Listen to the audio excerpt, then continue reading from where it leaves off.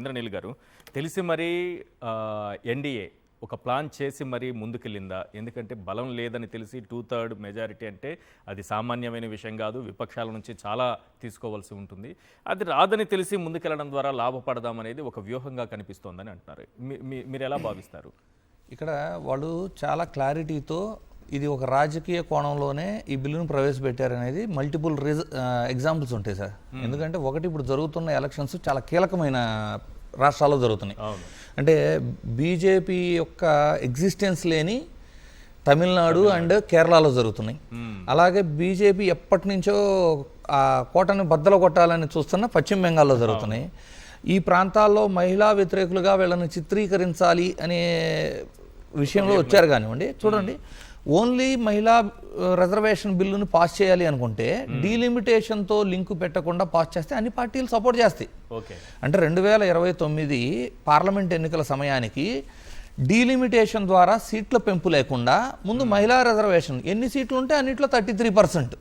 Already ఆ బిల్లుని రాష్ట్రపతి సైన్ కూడా అయిపోయింది. ఎప్పటి నుంచి అమలు పరచాలి అన్నది మాత్రమే ఇప్పుడు డెసిషన్. అయితే ఎప్పటి నుంచి అమలు పరచాలి, ఆ అమెండ్మెంట్ ఎందుకు అవసరమైంది? 2023లో పెట్టిన బిల్లులో ఏముంది అంటే జనగణన జరిగిన తర్వాత మాత్రమే ఆ బిల్లు అప్రూవ్ అవ్వాలి. ఎందుకు అంటే జనగణన జరిగిన తర్వాత ఆ డీలిమిటేషన్ జరిగి ఆ తర్వాత మహిళా బిల్లు వాళ్ళకి ఏ సీట్లు కేటాయిస్తారనేది తెలుస్తుంది. కానీ ఇక్కడ ఏం జరిగింది, ఆ అమెండ్మెంట్ చేసుకునేటప్పుడు అంతవరకు చేసుకుంటే సరిపోయే కాడికి ఆ మహిళా బిల్లును తీసుకొచ్చి డీలిమిటేషన్తో లింక్ పెట్టారు. సరే, డీలిమిటేషన్ కన్నా ఏం చెప్తున్నారు, జనాభా ప్రాతిపదికన కాదు, సౌత్ ఇండియాలో ఉన్న రాష్ట్రాలకు ఎలాంటి హాని లేదు, ఎందుకంటే అన్ని రాష్ట్రాల్లోనూ 50% ఆఫ్ సీట్స్ పెంచే అవకాశం ఇస్తున్నాము, అందువల్ల దక్షిణాది రాష్ట్రాలు లబ్ధి పొందుతాయి అంటున్నారు. ఇందులో ఒక చిన్న ఎగ్జాంపుల్ చెబుతా చూడండి. ఉత్తరప్రదేశ్లో మొన్న ఎస్ఐఆర్ నడిస్తే 3 కోట్ల ఓట్లు డిలీట్ చేయబడ్డాయి. తెలంగాణ ఓటర్స్ 3 కోట్లు, అంటే 17 పార్లమెంట్లకు సంబంధించిన ఓటర్లు డిలీట్ చేయబడ్డాయి. అంటే మరి మీకు ఉత్తరప్రదేశ్లో 17 పార్లమెంట్లు తగ్గిస్తారా? లేని ఓటర్లకి 17 స్థానాలు అదనంగా ఉన్నట్టు. మరి ఇప్పుడు 50% ఓటింగ్ ప్రకారం పెంచే లెక్కల్లో చూసుకుంటే 17కి ఇంకో 9 కలిపితే అంటే లేని ఓటర్లతో 26 స్థానాలు అధికంగా మీరు నార్త్ ఇండియాలో పెంచుకుంటూ లేని ఓటర్స్తో ఏదో సౌత్ ఇండియాలో రాష్ట్రాలను ఉద్ధరించేసినట్లు స్పీచ్లు ఉంటున్నాయి. కానీ సౌత్కి ఒక నష్టం జరుగుతుంది. జనాభా ప్రాతిపదికన వెళ్తే మనం కుటుంబ నియంత్రణ సౌత్ వాళ్ళు చాలా చక్కగా అమలు చేశారు, నార్త్లో అది అమలు కాలేదు కాబట్టి నష్టపోతామని అంటున్నారు. కానీ ఇప్పుడు 50% దేశం అంతా చేస్తామంటున్నారు కదా. అదే మీరు చూడండి సార్, ఇక్కడ ఎన్ని రకాల క్లారిటీ లేనివి, అంటే ఎలక్షన్ కమిషన్ కావచ్చు, లేదు ఇప్పుడు జరుగుతున్న బిల్లులో విషయాలు అవ్వచ్చు, బిల్లులో పొందుపరిచే విషయాలు అవ్వచ్చు, క్లారిటీ లేకుండా బిల్లులు పెడితే ఎవరు యాక్సెప్ట్ చేయరు సార్. అలాగే ఎవరికైనా అనుమానాలు ఎక్కడ కూడా 50% పెంచుతున్నాము, అన్ని ఏ రాష్ట్రానికి ఎన్ని పెరుగుతాయి అనేది ఈరోజు మిథున్ రెడ్డి గారు కూడా చాలా క్లియర్గా బిల్లులో పెట్టండి అని అడుగుతున్నారు. గతంలో కూడా మన రాష్ట్ర విభజన జరిగినప్పుడు విభజన హామీ చట్టంలో, అంటే ఆ చట్టంలో ఉన్న వాటికే ఇప్పుడు దాకా మనకు దిక్కులేదు. పైపెచ్చు పార్లమెంట్ సాక్షిగా ఆ రోజైతే చాలా చెప్పారు, వాటికైతే అసలు ఊసేలేదు. ఇప్పుడు మెన్షన్ చేయకపోతే ఎందుకు మద్దతు ఇవ్వాలి?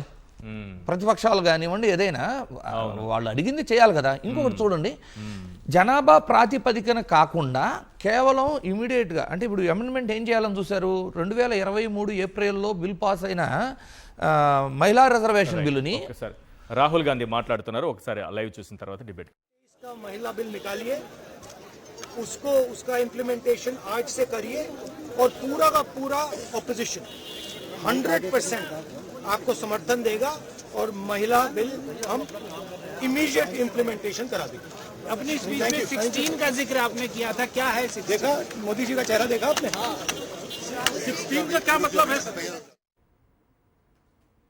yes please sir. సో ఇక్కడ ఏం చెప్తున్నారు, జనాభా లెక్కలతో సంబంధం లేకుండా ఇమీడియట్గా డీలిమిటేషన్కి వెళ్ళిపోదాము అనేది వాళ్ళ ప్రపోజల్.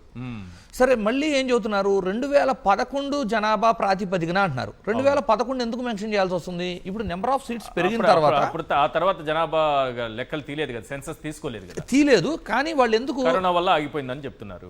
అంటే జనరల్గా ఏంటి, 2023లో ఏదో ఒక ప్రాతిపదిక కావాలి కదా. ప్రాతిపదిక కావాలి. అదే నేను ఒక విషయం చెప్తా చూడండి, 2023లో ఏమని ఉంది, నెక్స్ట్ జనగణన కంప్లీట్ అయిన తర్వాత డీలిమిటేషన్ తర్వాత మహిళా బిల్ రిజర్వేషన్ని అమలు చేయండి అని ఉంది. ఓకే. సో జనగణన ఆల్రెడీ ప్రారంభమైంది. అది కంప్లీట్ అయిన తర్వాత డీలిమిటేషన్ కంప్లీట్ అయ్యి 2029 టయానికి డీలిమిటేషన్ కంప్లీట్ అయ్యే పరిస్థితి కనపడల. ఓకే. సో వాళ్ళ ప్రాధాన్యత మహిళా బిల్ కంటే కూడా డీలిమిటేషన్ చేయాలి అనేదే వాళ్ళ ప్రాధాన్యత. సో ఈ రెండింటిని కలిపి ప్రజలను ఏంటంటే మహిళా వ్యతిరేకులుగా ప్రతిపక్షంలో ఉన్న వాళ్ళని ఇరకాటంలో పెట్టాలనేది వాళ్ళ ఉద్దేశం. ఇక్కడ కానీ మీరు తీసుకుంటే ఏదో ఒకటి ప్రామాణికంగా తీసుకోవాలి కాబట్టి 2011ని ప్రామాణికంగా అంటున్నారు. ప్రామాణికంగా ఏంటి? సీట్లు పెంపుల గురించి కాదు, ప్రతి రాష్ట్రంలో 50% పెంచుతాం అంటున్నారు. కానీ ఎందుకు పెరిగిన టోటల్ సీట్ల మీద ఎస్సీ ఎస్టీ రిజర్వ్డ్ కాన్స్టిట్యున్సీలు ఎక్కడ ఉండాలి అనే దానికోసమే ఆ జనాభా ప్రామాణికంగా తీసుకుంటా ఉంటున్నారు. ఓకే. ఎస్సీ ఎస్టీలు ఎక్కడ ఎక్కువ ఉంటే అది వాళ్ళకి కేటాయించబడుతుంది. ఆ ఒక్క కేటాయింపు కోసమే 2011 డేటా. మరి 2011 నుంచి 2026 మధ్య ఈ 15 సంవత్సరాలు మీకు అర్బనైజేషన్ పెరుగుతూ మైగ్రేషన్ పెరిగిపోయి ఆర్థిక అవసరాల రీత్యా ఉద్యోగం ఉపాధి కోసం ఎంతమంది ఎస్సీ ఎస్టీ సామాజిక వర్గపు ఓటర్లు సిటీలకు తరలి వచ్చారు? మరి ఇప్పుడు కొత్త లెక్కల ప్రకారం కాకుండా మీరు 2011 ప్రకారం కానీ మీరు ఆ ఎస్సీ ఎస్టీ రిజర్వ్డ్ కాన్స్టిట్యున్సీలు కానీ ఇస్తే వాళ్ళు తక్కువ ఉన్న ప్రాంతాల్లో వాళ్ళకి, వాళ్ళు ఎక్కువ ఉన్న చోటేమో జనరల్గా కేటాయిస్తే అది కూడా న్యాయబద్ధంగా కాదు కదా. సో ఈ బిల్లులో చాలా లోపభూయిష్టంగా చాలా ఇష్యూస్ కూడా ఉన్నాయి. అవి ఏంటంటే చాలా ఇప్పుడు ఆగమేఘాల మీద పెట్టాల్సిన అవసరమే ఉంది. ప్రతిపక్షాలు ఏం కోరాయి? ప్రస్తుతం జరుగుతున్న ఎన్నికలు ఏప్రిల్లో కంప్లీట్ అయిపోతున్నాయి కదా, మేలో. ఇప్పుడు కంప్లీట్ అయిన తర్వాత పెట్టుకోమంటున్నాయి కదా. అంటే ఒక నెల ఆగలేకపోయారా? జనగణనకి మనము కరోనా సమయంలో చేయలేక ఆగాము, డీలిమిటేషన్ అయితే 30 సంవత్సరాల నుంచి చేయలేకపోయాము. ఆల్ ఆఫ్ సడన్ ఇప్పుడు ఒక నెల ఆగలేని పరిస్థితిలో ఎందుకుంది కేంద్రం? కేవలం ఏంటంటే ఇప్పుడు జరుగుతున్న రాష్ట్రాల్లో గెలుపు కోసమే, అంటే మహిళా వ్యతిరేకులు వీళ్ళు అని చూపించడం కోసమే ఈ బిల్లు పెట్టారు. మరియు మహిళా బిల్లు పాస్ చేసి ఇప్పుడు చాలా సింపుల్ సార్, అమెండ్మెంట్ చేసేసి డీలిమిటేషన్తో సంబంధం లేదు, 2029 నుంచి ఎన్ని సీట్లు ఉంటే అన్నింటిలో 33% రిజర్వేషన్ మహిళలకు కేటాయిస్తే అయిపోదా? అవును. మహిళా బిల్లు వరకు పాస్ చేయొచ్చు కదా. అవును. దాన్ని డీలిమిటేషన్తో లింక్ పెట్టి డీలిమిటేషన్ వాళ్ళ ప్రాధాన్యత ఏంటి? నెంబర్ ఆఫ్ సీట్స్ పెంచుకోవడం అనేది. అవును. దాన్ని టార్గెట్ పెట్టి చూపించి మహిళా బిల్లుల్ని కావాలని, అంటే పార్టీలన్నీ వ్యతిరేకంగా పనిచేస్తాయని చూపించడానికి. ఇప్పుడు ప్రతిపక్షాలు కూడా మహిళా బిల్లును ఎక్కడా వ్యతిరేకించట్లా. వాళ్ళు చాలా క్లియర్గా ఏం చెప్తున్నారు? మహిళా బిల్లులో కొత్తగా ఏముంది? ఓకే. గతంలో యూపీఏ ప్రభుత్వం తీసుకొచ్చిన మహిళా బిల్లులోకి ఇప్పటికి ఏమన్నా తేడాలు ఉన్నాయా? ఏమీ లేవు సార్. 15 సంవత్సరాలు ఉంటాయి, తర్వాత రొటేషన్ సిస్టంలో మారుతుంటాయి. ఎక్కడైతే ఇప్పుడు మహిళకు కేటాయించారో అక్కడ 15 సంవత్సరాల పాటు మహిళా రిజర్వేషన్గా సీట్ ఉంటుంది. అది రొటేషన్ పద్ధతిలో మారుతుంది. సేమ్ అప్పటికి ఇప్పుడు ఏం తేడా లేదు. కాకపోతే అప్పుడు యూపీఏ తీసుకొచ్చింది ఏంటి అంటే ఇమీడియట్గా ఆ రాష్ట్రపతి సైన్ అయిపోతే ఇమీడియట్గా ఇంప్లిమెంట్ చేయాలి. వీళ్ళు తెచ్చిన దాంట్లో ఏంటి అంటే డీలిమిటేషన్ జనగణన కంప్లీట్ అయిన తర్వాతే చేయాలి అనేది డిఫరెన్స్. ఒక్క డిఫరెన్స్ తప్పితే ఏమీ లేదు. ఒకవేళ నిజంగా మహిళా బిల్లుని పాస్ చేయాలి అనుకుంటే అమెండ్మెంట్ చేయటం అదొకటి లేకుండా 2029 ఎన్నికల్లో మహిళా బిల్లు 1/3 అంటే అందరూ యాక్సెప్ట్ చేస్తారు కదా. అవును. సో వీళ్ళు డీలిమిటేషన్లో ఉన్న లొసుగులు క్లారిటీ చెప్పకుండా, బిల్లులో అన్నీ క్లియర్గా మెన్షన్ చేయకుండా, ఏ రాష్ట్రానికి ఎన్ని పెరుగుతాయి చెప్పకుండా, ఎస్సీ ఎస్టీ రిజర్వ్డ్ కాన్స్టిట్యున్సీలను ఏ ప్రాతిపదికన ఇస్తారో చెప్పకుండా, అంటే 2011 ఓటర్స్ డేటాని ప్రామాణికంగా తీసుకోవటం ఒక తప్పు ఉంది. అంటే ఒక పక్కన మీరు ఇప్పుడే కాదండి, ఎస్పీ పార్టీలు గతంలో కూడా వ్యతిరేకించింది. ప్రతిసారి వాళ్ళు ఓబీసీ రిజర్వేషన్ కోసం అవకాశం వచ్చిన ప్రతిసారి పోరాడతారు.